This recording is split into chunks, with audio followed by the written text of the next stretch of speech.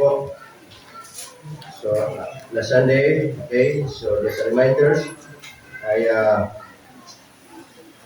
para makapag-focus tayo ay makinig tayo mabuti sa mensahe ng Diyos. Amen?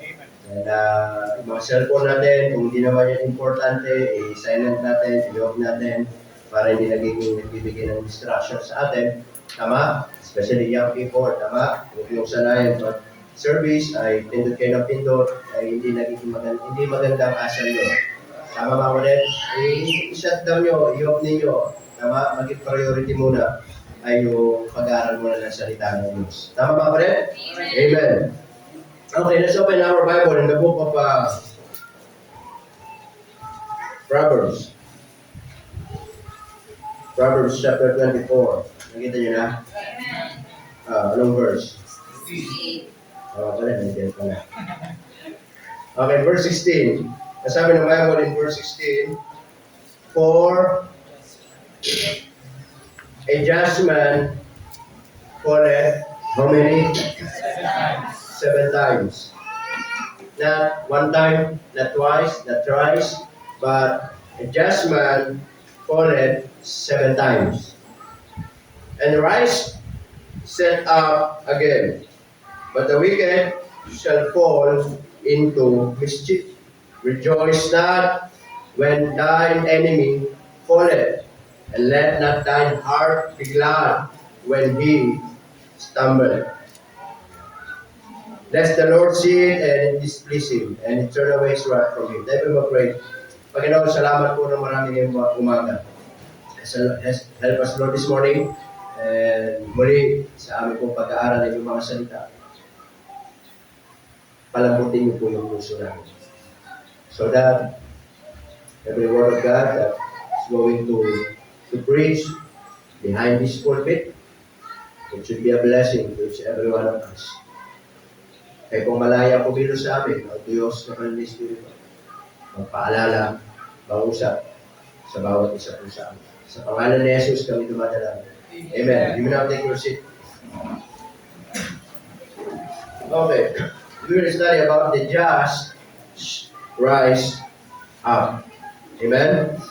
The just rise up. Ang matuwid, sabi diyan, ay dapat tumatayo. Bumabangon at hindi na nanatiling nakadapa. Amen mga kapatid? The just rise up. Rise po yan ha, hindi po yan R-I-C. Iba po yun, kanin yun. Baka iba inisip ninyo, the just rise up. Extra rise. Alright? Now, as we study, read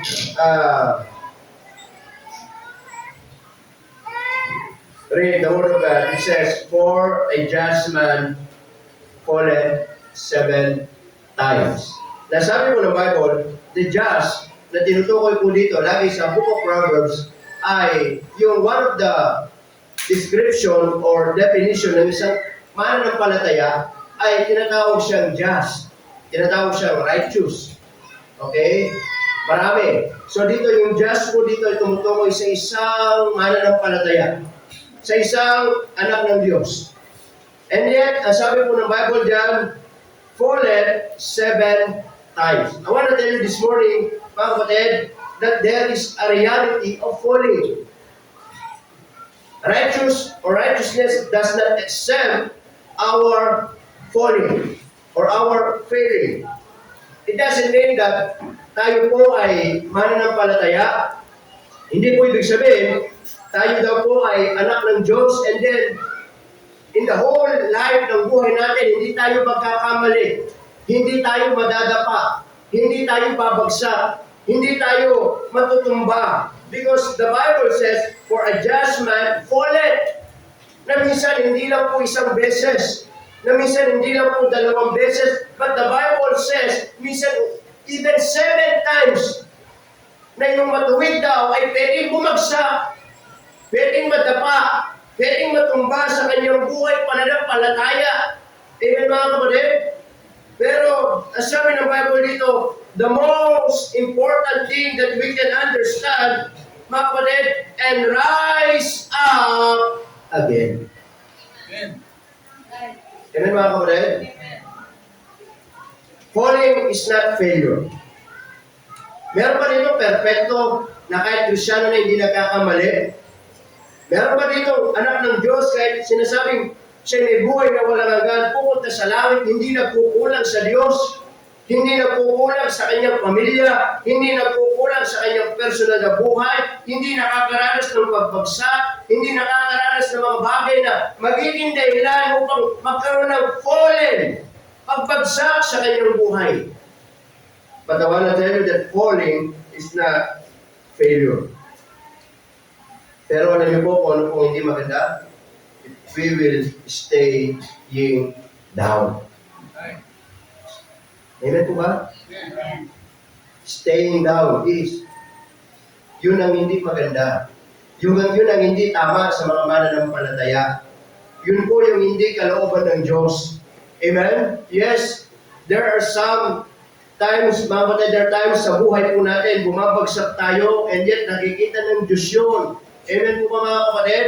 Pero ang hindi kalooban ng Diyos, kung mananatili tayong babagsak, mananatili tayong nakadapa, mananatili tayong nandiyan sa ibaba, at hindi tayo tatayo, at hindi tayo babangon, at hindi tayo magpapatuloy. Even the Bible times, and there's a lot of Bible character na nagkamali sa kanilang buhay, na nakaranas po ng pagbagsak sa kanilang buhay. Amen po ba mga kapatid? But it doesn't mean sila bumagsak sa kanilang buhay, sila po hindi na ginamit ng Diyos. Sila ba'y nakaranas ng pagbagsak sa buhay? At sabi ng Diyos, dahil kayo bumagsak, hindi ko na kayo bibigyan ng second chance, hindi ko na kayo pwedeng gamitin. No! When David committed sin to Bathsheba, ginamit pa rin siya ng Panginoon. When Samson, mga kapatid, nautakan siya nitong siya, Delilah, mga kapatid, ay ginamit pa rin siya ng Panginoon.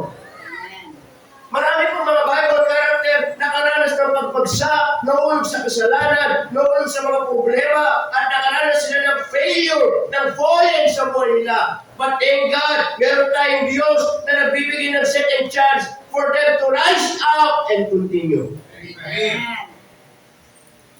Falling is not failure. Sometimes, kapatid, kasama yan sa buhay. Amen mga kapatid? Pero hindi nakakatuwa at hindi maganda kung mananatili tayong nakadapa. Mananatili tayong, mga kapatid, lugmok at hindi na babangon. Amen mga kapatid? So the just shall rise up. Sabi ng Bible, for a just man. Amen? It's talking to the believers. Yet, even though it is a believers, mga kapatid, it can happen to him. Sabi diyan, fallen 7 times. How many sa buhay natin? Ilang beses tayo bumagsak sa buhay natin? Mabibilang ba natin sa kamay ilang beses na ba akong bumagsak sa buhay ko? Ilang beses na ba akong nadapa sa aking buhay? Pero mabibilang mo rin ba sa kamay mo kung ilang beses kang bumangon? Mabibilang mo rin ba sa kamay mo kung ilang beses kang nagsabi, babangon ako, magpapatuloy ako, lalaban ako sa buhay ko? Amen mga kapatid? Amen. And rise up again. In verse 17, ang sabi ng Bible dyan, rejoice not when thine enemy falleth. Kaya alam nyo, hindi kalooban ng Diyos ang pagbagsak sa buhay. Naiintindihan ng Diyos yan, minsan bumabagsak tayo. Amen? Amen. Ang sabi ng Bible in verse 17, even our enemy, when they experience fallen, kapag sila'y bumagsak, ano sabi ng Bible dyan, huwag kang matuwa. Huwag kang maging masaya na yung kaaway mo nagkamali sa buhay. Huwag kang maging masaya na yung kaaway mo bumagsak sa kanyang buhay. At gusto mo pa, hindi na makabangon. Ang gusto mo pa, hindi na magpatuloy. Ang sabi ng Bible, rejoice na. Amen mga kapatid? And let not thine heart be glad when he stumbles. At huwag maging magalak yung puso mo. Amen mga kapatid? Nasabi niyan, when he stumbled. Ibig sabihin, kapag siya nadapa, kapag siya natisod, huwag mong magtawanan. Huwag kang maging masaya. Sabi nga mga kapatid, sabi nga, di ba? Sometimes, there are some points sa buhay po natin, lalagay tayo sa kalalagyan nila. Tama? What if one day tayo bumagsak, silang kumawa sa atin? What is our feeling? Amen mga kapatid? What is our feeling mga kapatid? Kaya sabi ng Bible dyan, rejoice not when thy enemy falleth. Amen? So there is a reality of falling. Talagang minsan bumabagsak. Amen? So number one na gusto kong ibahagi ko sa inyo, the problem of falling. Bakit bumabagsak ang tao? Bakit bumabagsak? Mga kapatid, tayo sa buhay natin. Na minsan, nasabi ng Bible dyan, the just man falleth 7 times. Na minsan, meron pagbagsak sa buhay natin isang beses. Pero sabi ng Bible, yet even 7 times pwede bumagsak ang tao. Tama? Alam mo, minsan, bakit bumabagsak ang tao? Una, because of pride. Amen mga kapatid? When Lucifer, mga kapatid, nandun sa langit, binagsak siya ng Diyos because of pride. Amen? At ang Panginoon lagi nagpapaalala sa isang tao, hambog, bakit minsan bumabagsak sa kanyang buhay dahil sa pride. At tanda natin, the more na umaangat ang tao, the more na tumataas at nagmamalaki ang tao, at kung gaano kataas ang kanyang naabot, kapag siya bumagsak, ganoon din po yung distansya ng ibabagsak niya. Amen mga kapatid? That's why the problem of falling because of pride. Amen? Because of personality. Minsan sa mga character natin, minsan bumabagsak tayo. Because of possession. Minsan sa mga bagay na meron tayo sa buhay. Pag-ari-arian, kayamanan, kung minsan binabagsak natin. Amen mga kapatid? Minsan position. Minsan, maraming mga taong over authority, over power sa kanilang mga position. Minsan ito yung mga problema kung bakit itong mga tao ito bumabagsak sa kanilang buhay. Amen mga kapatid? And sometimes, the problema. Minsan dahil sa problema, bumabagsak ang tao. Tama? Kaya po, ano yung problema ng pagbagsak natin? Minsan, because of wrong decision in life. Have you ever experienced, mga kapatid, na dahil minsan sa maling decision mo, bumagsak ang buhay mo? Have you ever experienced na dahil minsan, mga kapatid, sa maling desisyon mo sa buhay, sa maling pagpili mo, sa maling choice mo sa buhay, the consequences, bumagsak ka sa buhay. Amen mga kapatid? That's why sometimes the problem of falling, mga kapatid, minsan, nasa tao. Amen po ba mga kapatid? Minsan kahit anong salita ng Diyos ipangaral natin, kung pipiliin natin na tayo bumagsak sa buhay natin, babagsak tayo.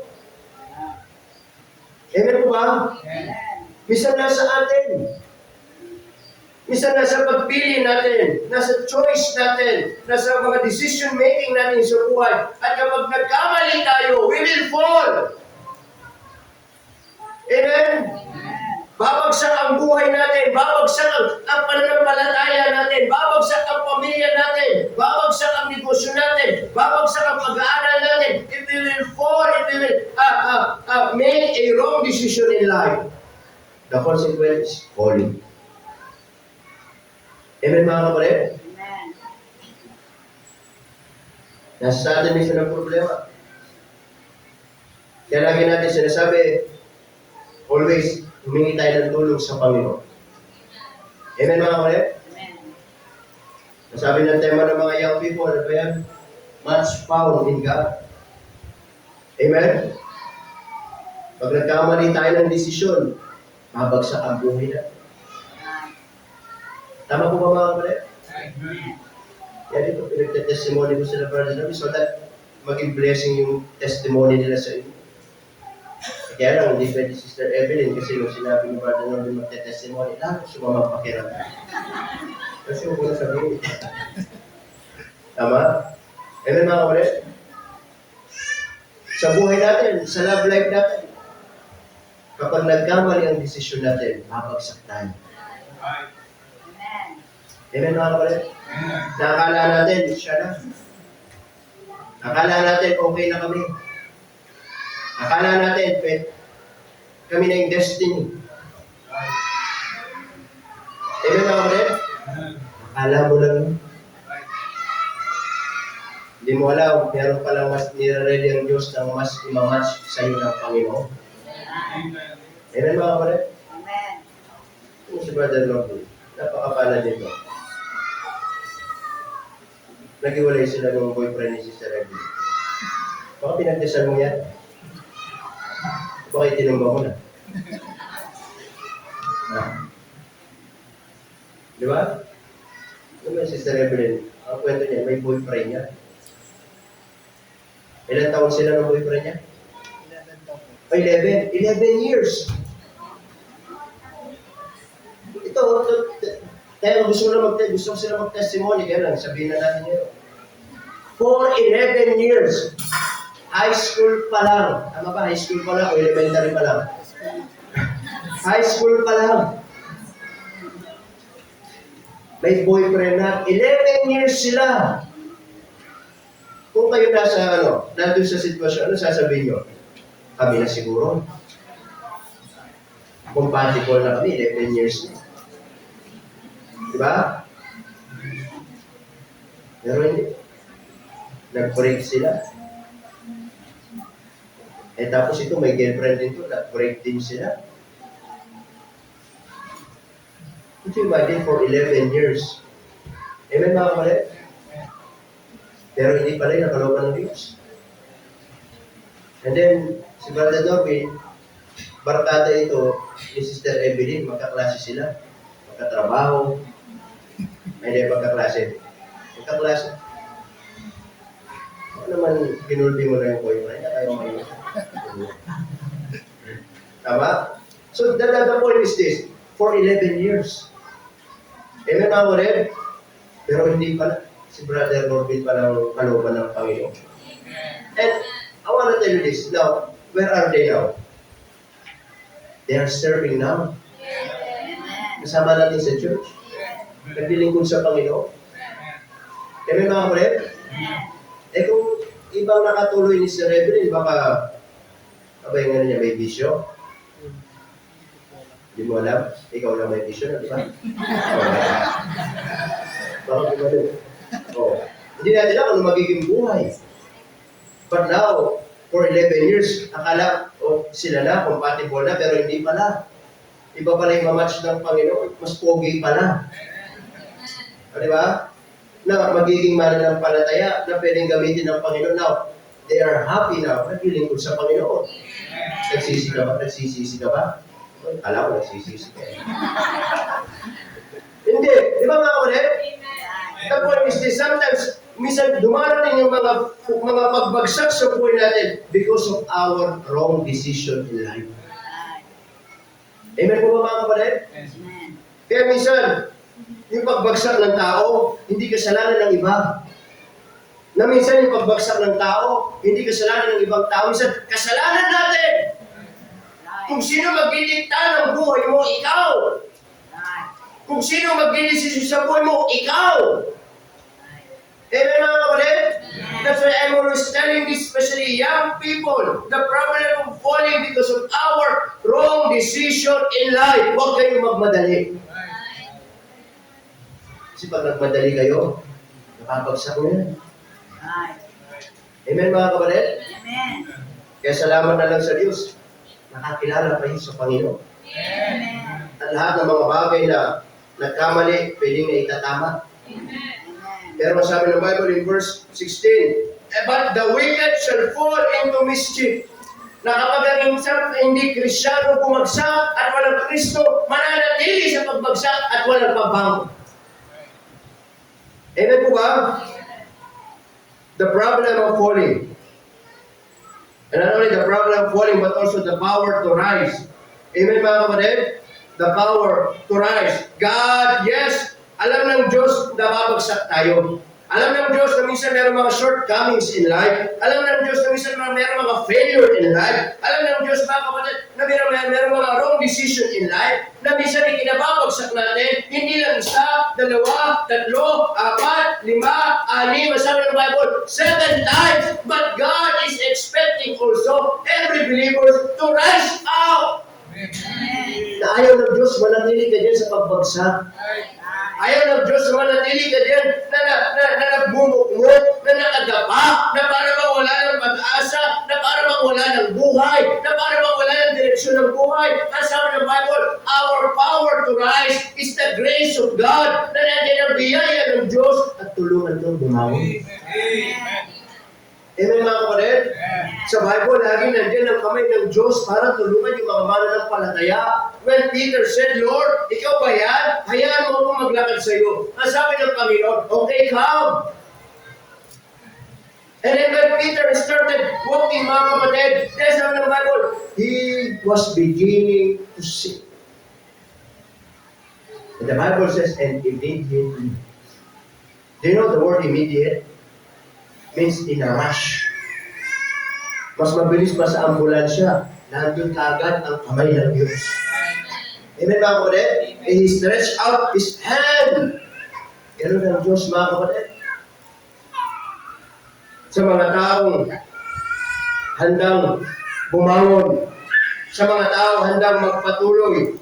Sa mga taong handang maglingkod. Sa mga taong handang, sabi ng Bible dyan, power to rise. Minsan kahit nandiyan ang biyaya ng Diyos, sabi ko nga, kung ayaw mong bumakon, wala rin magagawa ang Diyos. Amen mga kapatid? Kaya lagi, tatanda natin, huwag natin laging isisisi sa Diyos, mga kapatid, kung bakit bumabagsak tayo, at ang Diyos naman handang tulungan ka, at ayaw mong magpatulong, eh hindi na kasalanan ng Diyos. Nasa sa atin pa rin yun. Amen mga kapatid? The power to rise. Kaya sabi ng Bible dyan, for a just man falleth 7 times. Kaya sabi dyan, and rise set up again. So, biyaya ng Diyos, mga kapatid, the grace of God is enough to help us. The grace of God is enough to sustain us. The grace of God is enough to empower us. Amen mga kapatid? And the grace of God, mga kapatid, is always available. Hindi para manatili tayong nakadapa, kundi para tulungan tayong bumangon. Tulungan tayong tumayo. Amen mga kapatid? And not only the power to rise, but also the purpose of rising. Ang tanong, nung bumagsak ka, tapos nandiyan ang biyaya ng Diyos and the grace of God is, mga kapatid, willing to sustain you and to help you to rise, then, what is your purpose of rising? Ngayon, babangon ka. Anong dahilan ngayon ang pagbangon mo? Amen po mga kapatid? What is the purpose of rising? Or, in the other question, ano yung mga bagay na nagpabagsak sa atin muna? Have you ever experienced, mga kapatid, failure or falling in life? Amen po ba mga kapatid? Nakaranas ba kayo pagbagsak sa buhay ninyo? Na itong bumagsak kayo, bumagsak na naman ulit kayo. Ang sabi ng Bible, the just man falleth 7 times. Amen po mga kapatid? Ano yung mga bagay na sa buhay natin pinabagsak tayo? Ano yung mga bagay na dumating sa punto ng buhay natin, nung time na yun, para bang wala tayong nakikitang pag-asa, wala tayong nakikitang tulong, at talagang bumagsak tayo sa buhay pananampalataya. Na dumating sa punto ng buhay natin, sasabihin natin, I want to quit. I want to stop. I don't want to continue. Hanggang dito na lang ako. Sino nakaranas ng gano'n? Amen po ba mga kapatid? Just give you an illustration mga kapatid. Meron akong in-order sa Shopee. Nag-isip ako ng illustration ko. Alam mo naman ako si Mr. Shopee na ako ngayon. Pag may dumating dyan, Shopee, ako yun. Pag sinabing Lazada, kay Mrs. yun. Okay? At ako ngayon, nag-order na naman si Puti ng ano eh. Kulang na naman yung mag-abono na naman ako. Lakas mag-order nun eh. Yung order mo yung violin. Sure. Nakita niya. Yung mga 6,500. Dito pa mo rin, 6,500. No? Okay, buy now, buy now. Nagbigay ng 6,000, unang pako. Kaya ako si Mr. Shopee. Eh mga dumadating dyan, hindi po yan akin ha. Kung may mga dumadating dyan, lalo na kay BBS, lahat ng BBS ngayon na ginagamit sa Shopee na pina-order, madali kasi kayo sa Shopee. Hindi na siya pupunta ng palengke, hindi na pupunta ng ganito, maghanap ng crafts, kaya ngayon malaking tulong yung Shopee. Kasi sa mga kailangan, nagugulat siya, nandun na lahat. Sabi ko, ano pa ba kailangan mo? Sasakyan, meron din sa Shopee. Oh. Okay, so may order ako sa Shopee, mga kapatid. May order akong batuta dito eh. Yan si Rainier. Yung matitigas sa ulo, kailangan ng pasin. Aaron. Okay? Now, the point is this, mga kapatid. Ano yung mga bagay na nagpapagsak sa atin? Diba? Mga kapatid, ano yung mga bagay na nagpapagsak? Or, nung bumagsak tayo, mga kapatid, different question. Ano naman yung purpose mo, bakit bumangon ka? Naunawaan niyo po, mga kapatid? Ano naman yung purpose, bakit bumangon ka? Ano yung mga dahilan ng pagbagsak? Now, ano yung mga dahilan mo naman ngayon, bakit bumangon ka? Amen po ba, mga kapatid? Bilang estudyante, nakaranas ka na ba ng pagbagsak sa buhay mo? Amen, mga kapatid? Na meron kang mga, ito po, in order ko ito eh. Kilala niyo po ba ito? Pangalan ito, Aaron. Si Aaron yan. Ha? Wag pogi pa ito, no? Ha? Sino nakaranas ng pagbagsak? Mga estudyante, nakaranas ba kayo ng pagbagsak niyo sa buhay? Marahil meron kayo mga kaklase na binubuli kayo, tinutumba kayo. Marahil ay nahirapan kayo sa mga subject nyo, ayaw nyo magpatuloy. Di ba? O marahil nakaranas kayo ng mga personal na mga issue bilang estudyante. Minsan nahirapan kayo sa mga course ninyo para sa'yo, ayaw ko na bumangon. Naunawa niyo mga kapatid? Marahil personal. Sa pamilya, sinong honest dito? Na minsan, hindi perfect ang marriage natin. Marahil, yung pamilya natin, minsan may mga pag-aaway, parang gusto na natin sumuko. Minsan may mga pagkukulang sa buhay, ayaw na natin magpatuloy. Hindi po ba mga kapatid?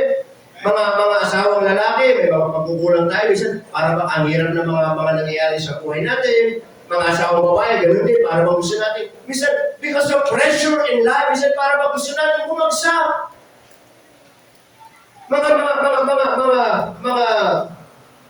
anak, minsan masyadong tayong pasaway. Di ba? Minsan may mga pagsubok sa buhay natin. Nasasabi ng mga pagsubok, bumagsak ka na, huwag ka na magpatuloy. Minsan may mga pangangailangan. Sabi ng mga pangangailangan, ang dami-dami mong bayarin, huwag ka na magpatuloy. Hihinto mo na yung ginagawa mo. Wala nang mangyayari dyan. Walang kabuluhan yan. Huwag ka nang mangarap, huwag ka nang magpatuloy. Minsan sa buwan natin bilang isang mananampalataya. Sasabihin, ano ba naman yung ginagawa mo sa church? Huminto ka na. Hanggang dyan ka na lang. Hindi ka na gagamitin ng Panginoon. Nagkamali ka na sa buhay. Sasabihin ni Satan sa iyo, tama na yan. Hindi ka na gagamitin ng Diyos. Sasabihin ni Satan sa iyo, tama na yan. Huwag ka na mag-church.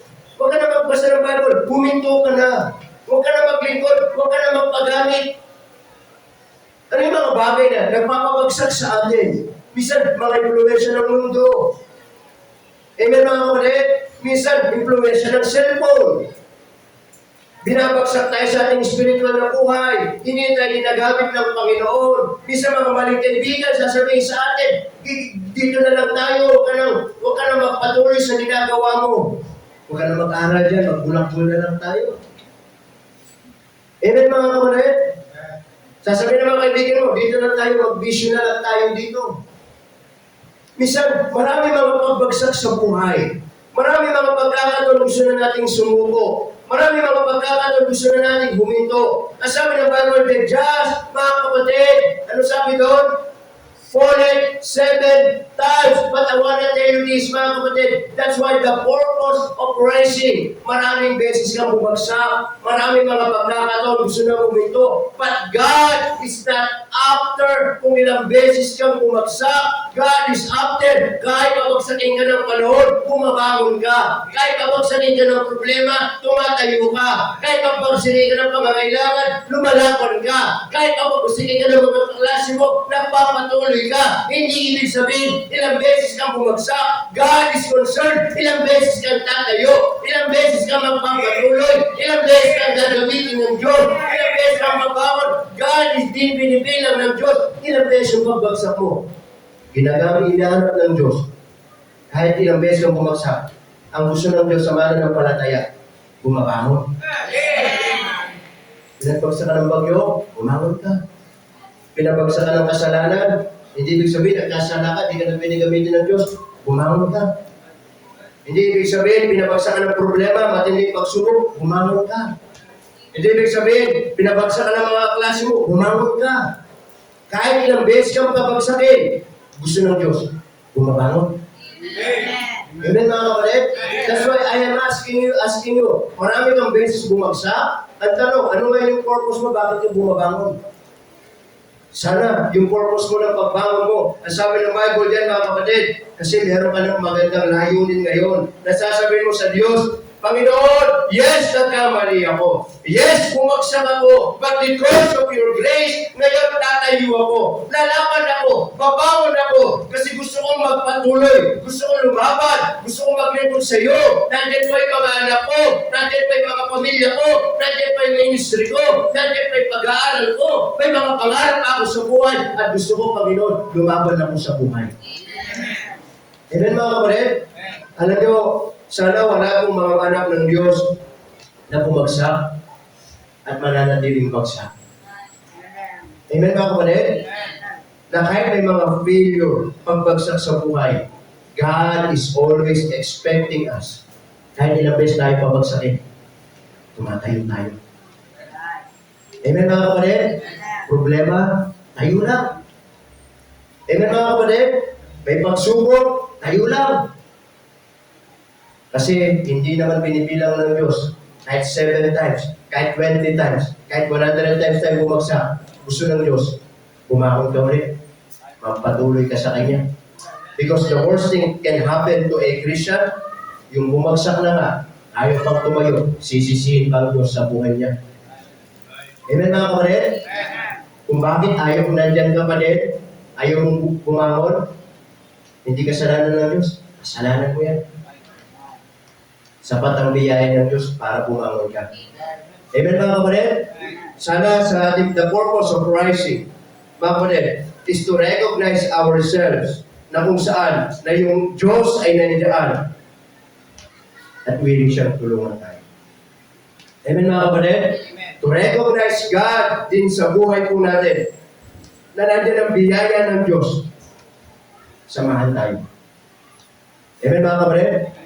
Kasi nakakaya sa isang Kristiyano, kung babagsak, hindi na magpapatuloy. Amen po mga kapatid? Mas nakakaya kung anak tayo ng Diyos. Babagsak, hindi na babangon, hindi na magpapatuloy. Ang pagbagsak, as I said, normal lang yan. Amen mga kapatid? Minsan sinusubok tayo ng problema, pinabagos tayo pabagsakin. Si Satanas, gusto tayo pabagsakin. Mga pangangailangan, gusto tayo pabagsakin. Sasabihin, huminto na tayo. Natural lang yun. Pero ang Diyos ang gusto niya, bumabangon tayo. Amen mga kapatid? At magpapatuloy, maglilingkod, at magkakaroon lalo ng kabuluhan ang buhay natin. At sa bawat pagbangon natin, merong bagong tayo.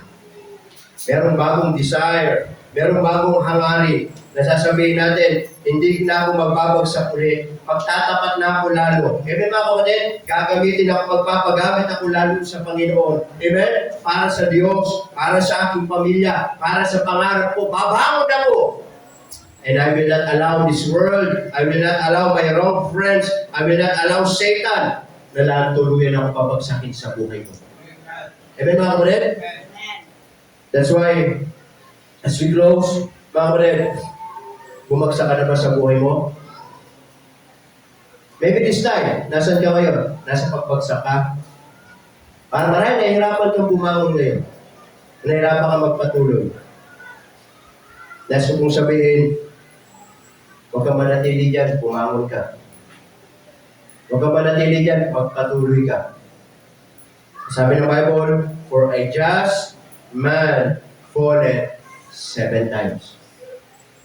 And what? Riseth up again. God is not up there sa bawat pagpagsak natin.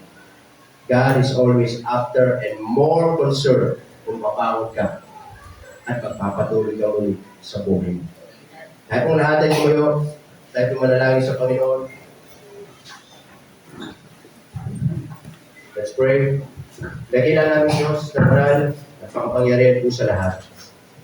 Panginoon, marami po salamat for reminding us about this verse, Panginoon, that so many times in our life, may mga pagkakataon na gusto na namin sumuko, may mga pagpagsak, ups and down, and sometimes always down sa buhay po namin.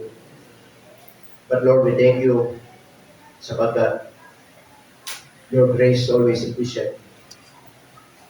Yes, even the just man can fall at 7 times.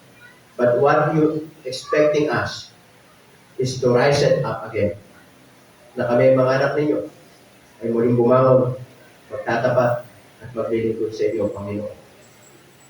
As we close our eyes and bow our heads, the question, kumusta ang buhay natin? Nandiyan ka ba sa pagbagsak ngayon? Parang ayaw mo na magpatuloy? Ayaw mo na bumangon?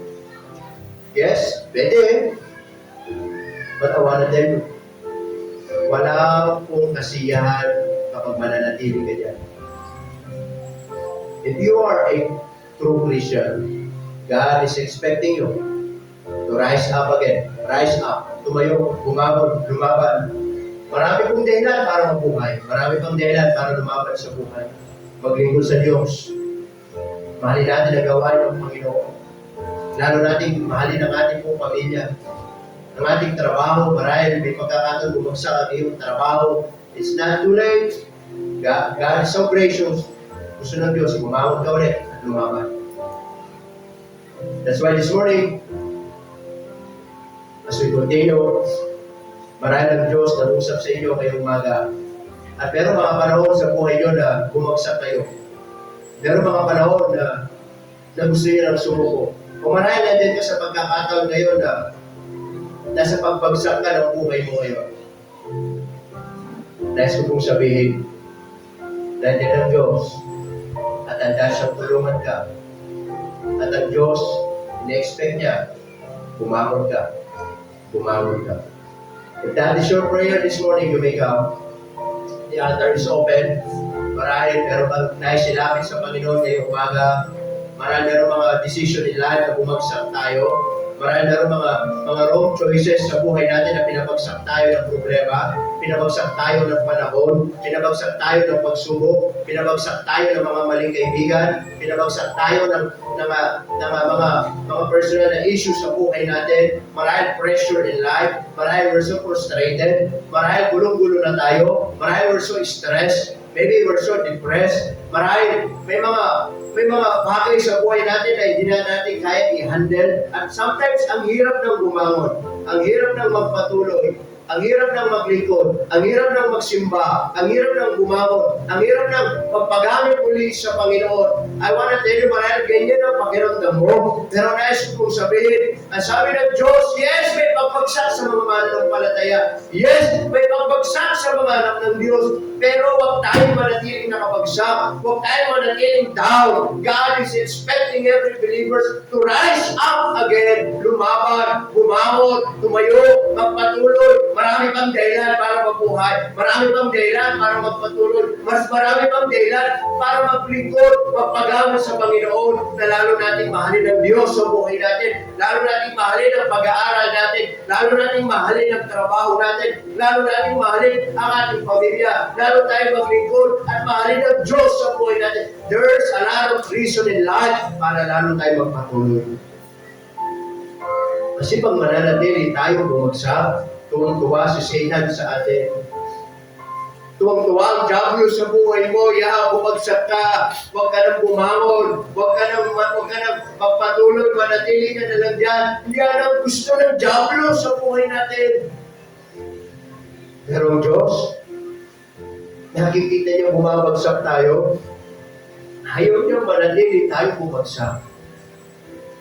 Ipaparamdam sa'yo ng Diyos na sasabihin niya, child, nandito ako. My hand is not short to help you.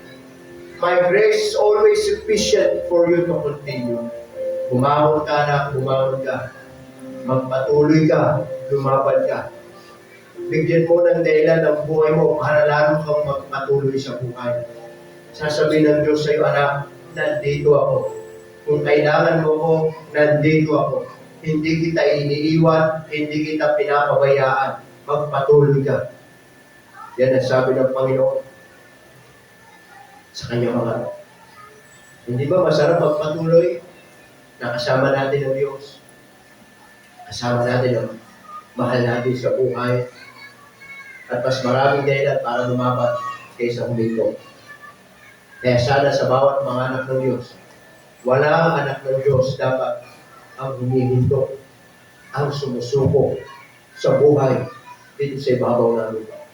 Meron tayong Diyos na mapagmahal. Meron tayong Diyos na mabiyaya. Na sa bawat bisan bumabagsak, hindi tayo pinapabayaan ng Diyos. He is always help us para magpatuloy. Dakilang Diyos, salamat po ng marami. Salamat po sa inyong biyaya for reminding us. Yes, may mga panahon na magbagsak, may mga panahon na minsan nagkakamali. Pero salamat na hindi nyo inayaan, manatiling kami pumaksak. Hindi kami manatiling bumangon, manatiling lumaban.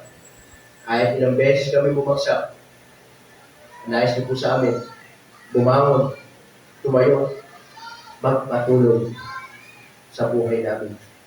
Salamat po sa inyong mga salita. Salamat po sa inyong mga walayan niyo po kami at yung pumalawalhati sa pangalan ni Jesus kami dumadalangin. Amen. Amen. Praise the Lord. You may not take your seat.